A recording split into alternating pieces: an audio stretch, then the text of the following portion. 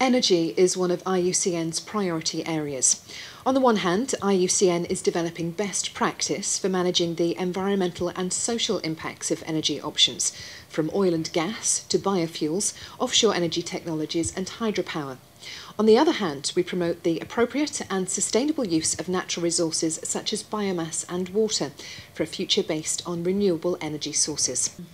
With me is IUCN's Director General, Julia Marton-Lefèvre. Julia, why should we change the way that we use energy?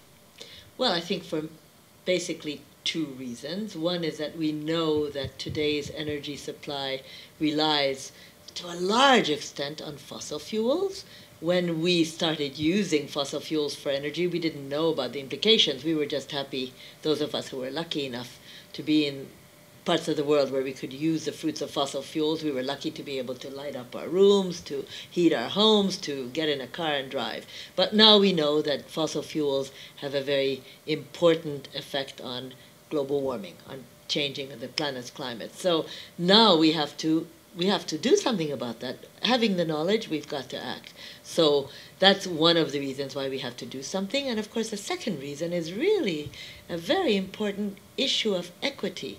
You know, in today's population, which is now well over 6 billion, we know for sure that 1 billion of the richest part of this planet uses more than 50% of energy sources, while the 1 billion poorest uses only 4%. That's just not possible to live in a world like that with such inequity situations. Those are the two major reasons why we've got to do something.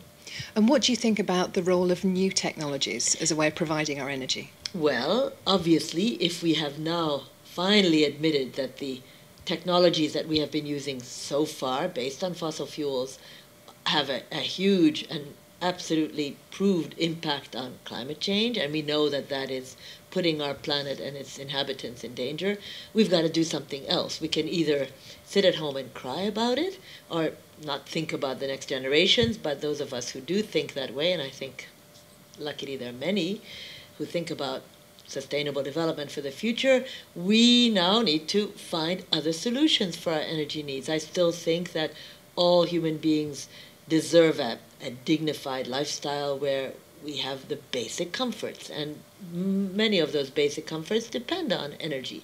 But we also have the scientific know-how to look for energy sources that come from renewable sources. The sun, wind, water, some carefully selected biofuels. So I think that there is a huge opportunity here, and as you could hear, I mentioned a number of sources, so I think we should never put all our eggs in one basket again. Let's look for a basket of renewable energy sources, and let's put them in place everywhere, not just for those 1 billion. Julia, thank you very much.